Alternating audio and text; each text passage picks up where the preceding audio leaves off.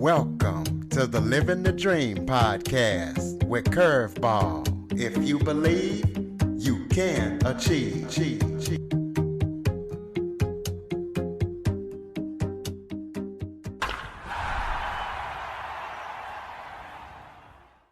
Welcome to the Living the Dream with Curveball podcast, a show where I interview guests that teach, motivate, and inspire.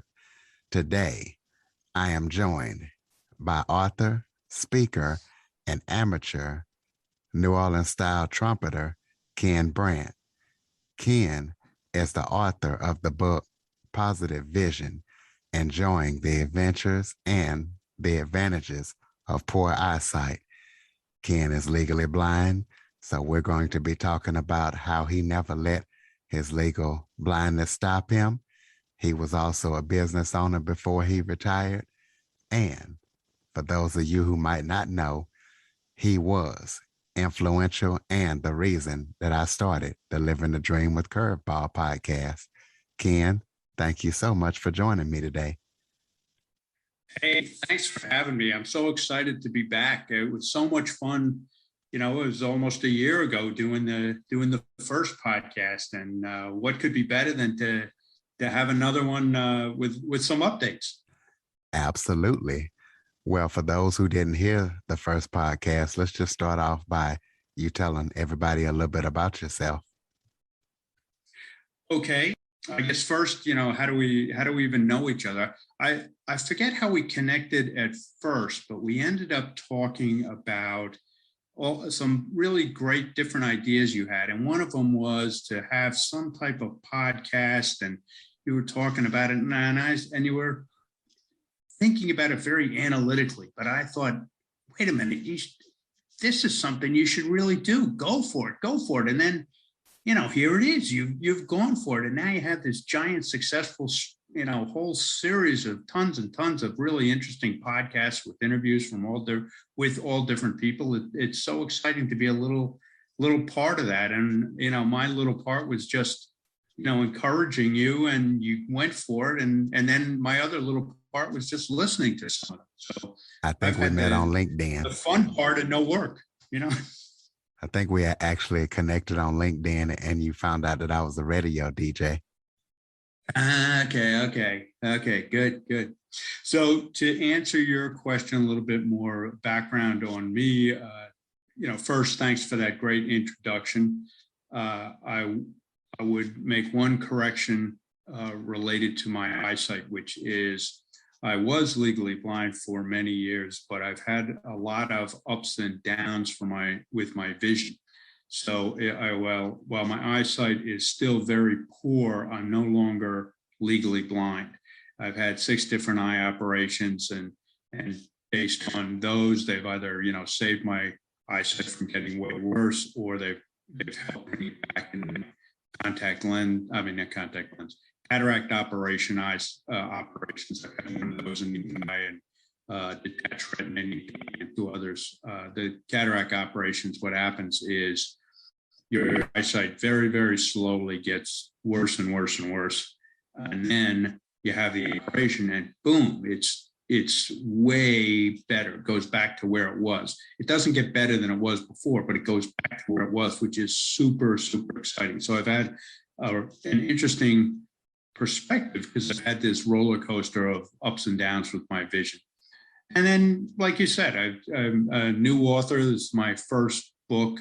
And a bit of the reason for this interview is the audiobook just came out. So it's not only available in hardcover, paperback, and all the different ebook formats, but it's now available as an audiobook. And it was really fun and challenging to do the narration. I did most of the narration myself. The person who wrote the foreword, who I was very honored that he wrote my foreword, he wrote it and then also narrated it. He's actually an Australian, and he got an award from the country of Australia. It's called the Order of Australia for all the work he's done environmentally to help recover land, where he's a forester, and he goes literally all around the world and all around Australia helping communities who have an old abandoned industrial sites or old strip mines or some land that's in horrendous shape, and he helps them convert them back into meadows and forests. It's really, really cool. So I was honored to have him write the foreword to the book. And then at the start of each chapter, there's an inspiring quote or two, and one of my friends read those quotes. And at the end of each chapter, there's an eye-related or sight-related joke or two, and those a different friend who's actually a professional actor and a comic actor also, he read those. So with those three exceptions, which make up less than 1% of the book, I read all the rest, which is 99%. And that was an interesting challenge and a fun thing to do. Well, tell us about the book. First of all, tell us how you got into writing and why you decided to write this book and what listeners can expect when they read the book or listen to the book. Okay. The book is an adventure and humor-filled autobiography. It's a whole bunch of stories that I've been telling people for years, or depending on the age of the story, years or less. That were stories of things that had occurred to me, things I had done that people liked hearing over a coffee or a beer, and they thought they were funny or exciting. And so I said, well, maybe I should just put them all together, put them in a book, and see what happens, because it would be fun to write. And that turned out to be the case. I enjoyed the writing experience, and I took my time. It took over 2 years. I'd write to have a little gap, write, have a gap, write, have a gap, edit, have a gap, etc. And that really worked out well. My writing experience before then was totally unrelated. I had spent decades as a consultant and a senior manager in IT and cybersecurity.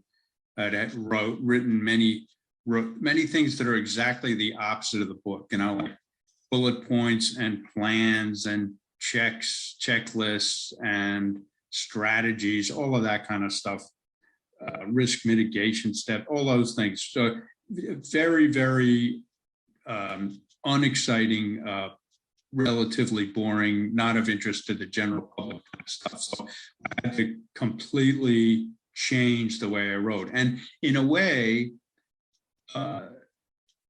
narration helped even before I narrated the book. I read the book out loud a bunch of times as I was writing it, and made changes based on, do the words on the page sound like I would actually say them in a conversation when I was describing the events. And that really helps writing a lot when you actually write the way you talk, and it's more interesting and exciting, and you have the pauses and the cadence and the timing and the rhythm, all the way you would speak. So that was good. And what's the book about? It's literally a series of adventures and anecdotes. It talks about adventures related to poor vision, and it talks about advantages of poor vision. I'm definitely good vision. I've had serious ups and downs, as I've said, but good vision is absolutely better than poor vision, in my view. Anybody who can do anything to improve their eyesight, glasses, contact lenses, whatever their eye doctor recommends, absolutely do that. I'm not saying that poor vision is better than good vision, but what I am saying is there are some advantages to poor vision, and it's fun to appreciate them and enjoy them. Now, for example, some advantages. I believe that if you have poor vision, in some ways, the world is a more beautiful place. You can think of 3 examples where you look at nature. Suppose you're looking at a forest or meadows or the seashore or whatever you're looking at, right? And if 2 people are looking at it and one has better vision than the other, the one with lesser vision might not see some stuff, like a little bit of litter here or there, or a telephone line in front of what would otherwise be a more beautiful scene, that kind of thing. The person with good vision sees that. The person with poor vision might not see that stuff. It's literally more beautiful. And then the same thing happens with beautiful towns and statues and monuments and cities and bridges, man-made type things, where the person with good vision might paint a little rust, a little litter, a little crumbling. But the person with poor vision, which would be me, or would look and go, they don't see any of that stuff. So the whole thing looks nicer. And then the same thing, the third example is with people. Especially as people get older, they might have some scars or some wrinkles or some sagging or something. Well, if you have good vision, you have a much better view of that. If you have poor vision, you don't. Everybody's more beautiful and more handsome. It's really great. And as people get older, and some people's vision gets worse as they get older, this whole thing goes hand in hand and everybody just stays looking good. So that's an advantage of poor vision. And I can give you lots more if you'd like, but that's sort of an easy first one. Where you talk about how you did not let your poor vision stop you from living life. Tell us about some of the craziest adventures that you have done throughout your life with your up and down vision. When I was going to college, I thought it would be interesting to learn how to parachute. And a part of that is because I do have poor vision. I like going for walks and I like running. I can see okay for that. But bicycle riding, I can easily go, not that I am a super bicycler, but I can easily go faster than I can easily see sort of potholes and dips and bumps and stuff in the road. So I have to be careful and go pretty slow with that. So I'm not as excited about bicycle riding. And then driving is totally out of, that's just really bad for society. It's really good for society that I cannot get a driver's license. That would just be a disaster. So all those things are fun. I like going fast, but I don't really have the opportunities to go nearly as fast as I would like. So I thought, parachuting, you see it in movies, you see it on TV.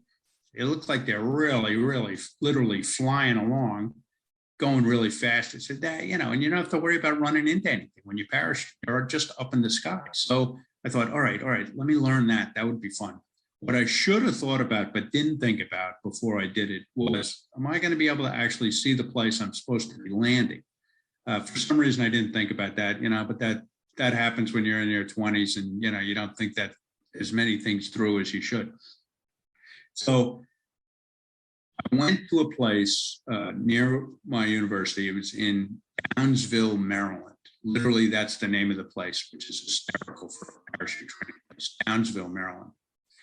Go there with two friends, and then there were maybe 30, 40 other people there. So there were a total of maybe 40 people learning how to parachute that weekend.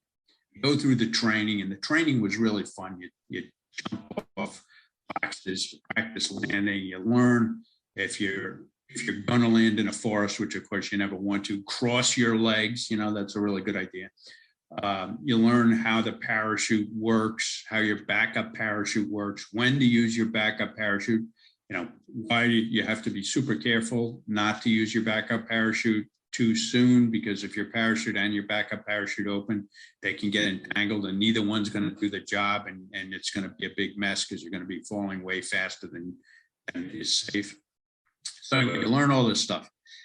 And you get in this little tiny plane when you're right. So you've got your parachute on, you get in this little plane, and the first 3 parachuting jumps you take, you're actually connected. Just before you jump, they connect you to the plane itself with this long cord that releases the parachute. So that's one less thing you have to think about, is literally pulling the ripcord on your first 3 jumps, because you have enough other stuff to think about. And it's sort of terrifying, but very exciting. So we go up in this little plane, and it's really little. It's the pilot, there's the instructor, and maybe 3 at the most newbie skydivers. So I'm in this little plane, and to get in the plane, there's an opening where the door would be, but there's no actual door. So the side of this little plane is just this big opening, right? So I'm sitting there, and I'm only inches away from this opening, and we take off and we start flying up into the air. And I was a little apprehensive right there. I wasn't even doing anything. I'm just sitting in the plane, but I'd never sat in a plane before where there was this big opening to the entire outside, an inch away from me. So anyway, we get into the position over where we're about to parachute, and it's my turn. So what you did in this plane was you didn't jump from the door. You had to climb out through the opening, and there was a metal bar underneath one of the wings and a different metal bar above one of the wheels. So you hang on to them for dear life. You go out holding on to the bar and standing on the other bar. The plane is flying, the engine is roaring. It's very, very windy because you're outside the plane holding on to make sure you don't fall off. And that's what you're doing, right? And then the instructor, you can tell he's yelling, but you have no idea what he says because it's so loud out there. But he's telling you to jump. So then after holding on for dear life, you let go, you jump back and up, and you're in the air falling very fast. And the plane gets very, very far away. It's just, it's literally a plane flying. So it goes away really quick. And you're thinking, all right, wait a minute. Do I open the backup parachute? What do I do here? Is it the amount of time, and you're trying to count the seconds and stuff? Finally, my parachute opens. It feels great. It really feels, there's nothing better than having your parachute open, because what a relief. And then you have the really fun ride as you're floating down. But then I realized, wait a minute, where am I supposed to go? And I'm looking around and thinking, well, I should have thought about this a little bit beforehand. But I figured it out by deduction. I said, all right, wait a minute. Everything around me is, there's a highway over there. There's crops of fields, farmers' fields all over the place, except for one place, which was clear. And I said, all right, that's got to be where I'm aiming for, the one place that's not a farm. So I aim for that. And then when I get much, much closer, I'm sure everybody could see it farther away than I could, but you get much, much closer. And then I could see there's a circle of people. I said, all right, good. That's probably what I'm supposed to aim for, the middle of that circle. So then I get much, much closer. Other people could probably see it, but I couldn't see it until I got much closer. And then I could see this disc, a frisbee-sized disc in the middle of the circle, which is what you aim for in competitive parachuting. How close can you get to that disc? So I was really, really trying to hit that disc. I came pretty close. I didn't hit it, but I did very well compared to everybody else. So that was so super exciting. It was great. Then I asked everybody, you want to do it again? The vast majority of people didn't want to do it again. They were terrified or whatever, but I was super excited. I said, this is just tremendous. I want to keep doing this a lot. I want to learn to get really good at this. So then you have the choice. Well, if you're going to go again, somebody else can pack your parachute for you, or you can pack your parachute yourself. We'll teach you how to do it. I said, oh, teach me how to do it. I want to do that. So that's good. So they explain the process, and I go out into the field and I follow the procedure they said. You lay the parachute out, and then if it's windy, which it was, you have to find some rocks in the field, and you put them down on the parachute to hold it down so the wind doesn't blow it. Then you go to one side, and as you fold the parachute, you throw the rocks out. So I think I'm doing a great job with it. I have it all packed. I'm ready to go. I go back in the little plane, go back up, jump out again. Same excitement when the parachute opens. That was really good. But this time, parachute opens, and bam, bam, bam, all these rocks are falling on me. Bam, bam, bam, bam, bam, bam. Little and medium-sized rocks. There weren't any really big rocks, which, I wouldn't have done those. But still, I was pretty surprised. Luckily, you wear a motorcycle helmet when you parachute. So it was no harm done. I got, it didn't land on my helmet or on my shoulders. That was no big deal. I was a little worried about below me. I looked down, I couldn't see anybody below me. I don't know whether I missed them or not, but I never heard any complaints, and nobody ever said anything about all the rocks. So I assume nobody was hurt. Everybody was okay. So then I also landed pretty close to the target. And the next time I did a much, much better job of throwing the rocks. You learn, you live and learn. So that was good. After my third jump, I got a warning from my eye doctor. I hadn't thought to ask him about any of this beforehand. He pointed out to me that if you've had a detached retina in either eye, and I'd had it in both of those, that a really sharp bump to the head could cause the detached retina to become detached again, and you could go blind or lose significant vision in that eye. So I had to, reluctantly, I had to give up parachuting. And it was by then I had quickly become the captain of my university parachuting team, which was fun. But I had to give it up. Since I'm glad I had the experience, and since then I recommend parachuting, skydiving to everybody. It was really, really fun, and unless you've had a detached retina, in which case I say don't go for it. It's not worth the risk. I stayed in touch with my parachuting buddies for a long time. I've lost touch with them now, but I thought it was great. So I say anybody who's listening who wants to go for it, go for it. So that was one of the adventures, for example. And I think that's the kind of thing that actually leads. It's also an advantage too, because I undoubtedly would have continued parachuting. I really liked it. I would have kept going, going to higher heights and parachuting. It all looked really good to me. But, maybe that wouldn't have been a good idea. Maybe I actually lived longer because I gave up parachuting. It could be an advantage as well. Well, I tell you what, the life insurance company sure wouldn't like you very much. Yeah, I know. Anytime I've read a life insurance policy, which is not that often, I always look for that in the fine print anyway. But most of the time, by far, when I had a life insurance policy, was through work. So they didn't ask you anything. You just signed a piece of paper saying how much you wanted in life insurance. So, right. That was it. I didn't have to actually negotiate any life insurance policy. Well, you also are an amateur style New Orleans trumpeter. Tell us about that, because I played the trumpet when I was going through school, junior high and high school. So tell us about that. Cool. Well, some post-pandemic day when we actually can get together in person, when I can fly around and maybe go to Kansas and meet you, it would be really fun. We could play a little together.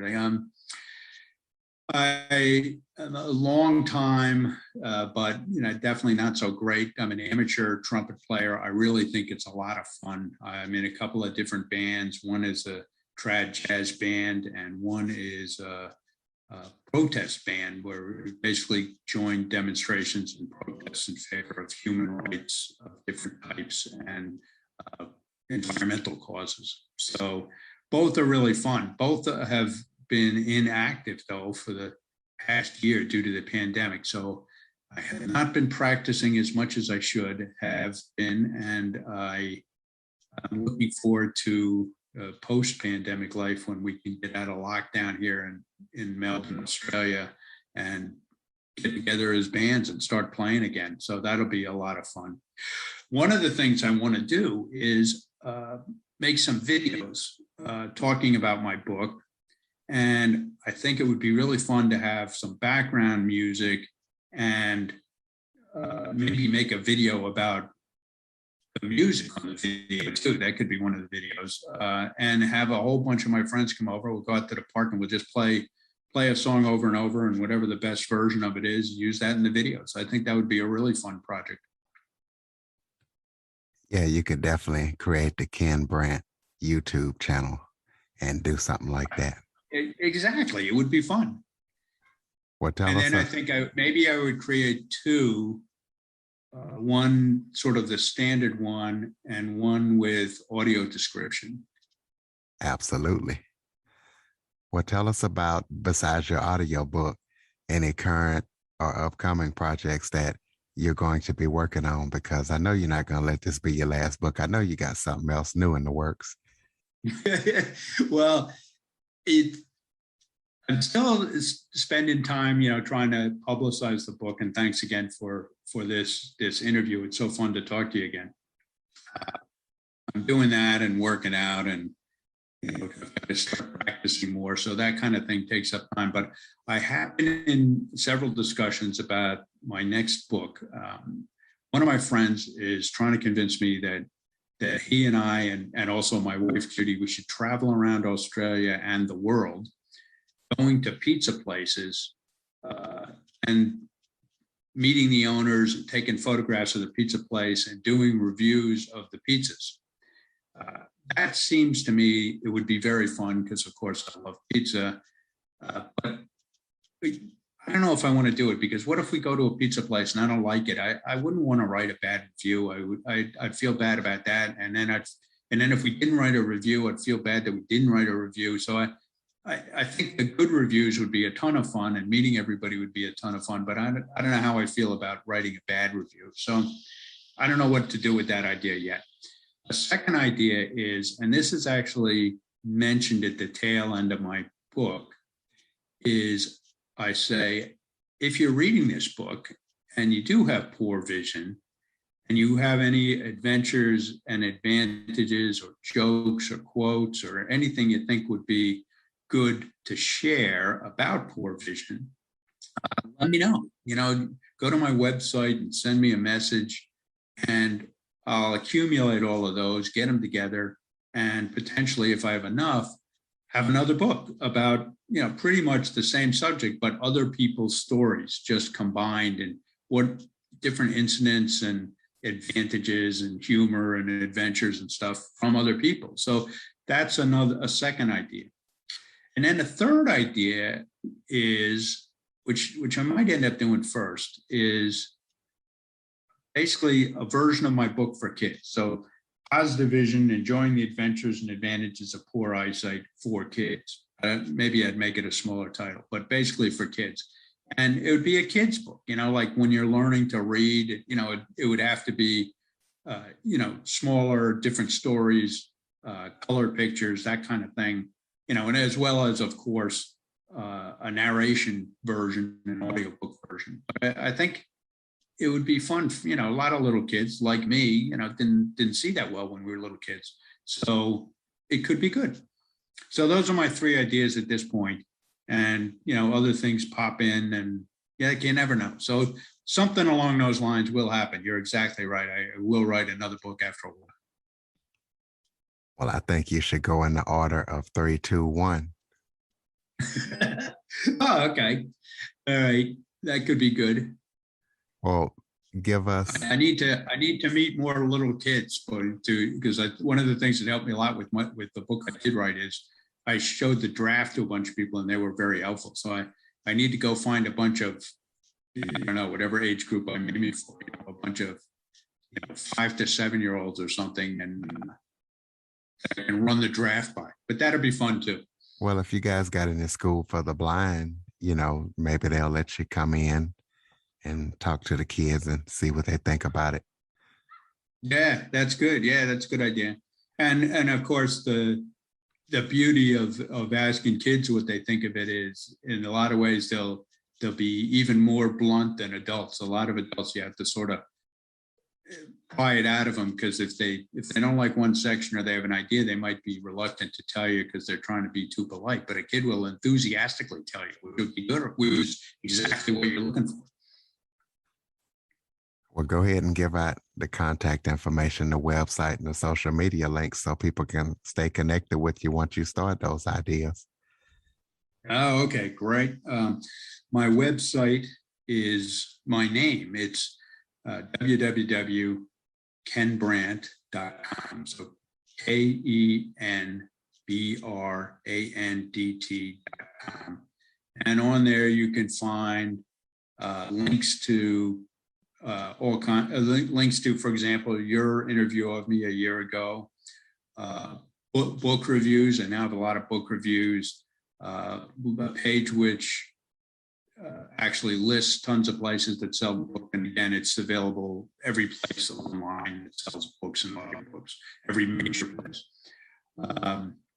It has book reviews, articles, a profile of me, gallery showing pictures and topics in the book. So it's full of different stuff like that. And it also has a contact page. So if you've got some ideas that you'd like to include in a compilation of other people's adventures and anecdotes and stories and tips or vision, great, please get on there and send them to me. I'm accumulating them. And if you want to be on my emailing list, you can sign up there as well. I send out very, very, very few emails. I've sent out 2, I think, in the last 10 months. So it's not going to overwhelm your inbox if you decide to sign up. I'm very careful about that. And then it also has social media links. So it's got a link to my Facebook, LinkedIn, Twitter, and Goodreads. Goodreads is a site for readers and authors. So it's got links to all of those, which is fun. And any comments or thoughts or connections you want to make on any of those, I'd love to hear from anybody in your audience. Absolutely. So KenBrandt.com. Why don't you close us out with some final thoughts? Okay. First, thank you again. Second, there's a piece of advice that I have at the end of the summary of the book, which is, first, do everything you can for your own health. Exercise, eat right, get enough sleep, do all the standard stuff everybody says you should do. Do all the stuff your eye doctor says you should do. If there's ways to, protect your eyes, wear sunglasses when you're in the sun, wear protective gear if you're doing any work that might have chips or anything like that. If you can get glasses, if they'll help you, get glasses. If you can get contacts, get contacts. If they say, take some eye drops or have an operation and the whole thing sounds safe and good, go for it. Do everything you can to improve your sight. But then once you get to that point, you're going to get to some point where, all right, you're at maximum vision, which might be great, or it might be like mine, not so hot, but, as good as it's going to get. Then just be satisfied with that. Be happy with whatever level of sight you have. You go, all right, this is it. I have one life. This is the vision I've got. And then whatever your goals are, whatever your hopes are, don't let that vision interfere with it. Go for it. Just give it a red hot go. Enjoy the ride, enjoy the humor, and just have a fun life going after the things you want to do and enjoying it with the people you want to enjoy it with.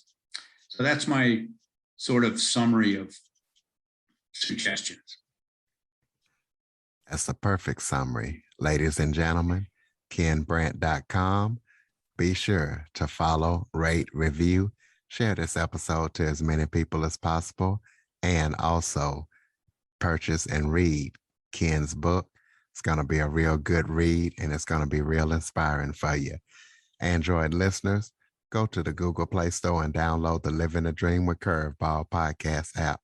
Ken, thank you so much for joining me. Hey, thank you. It's been a blast.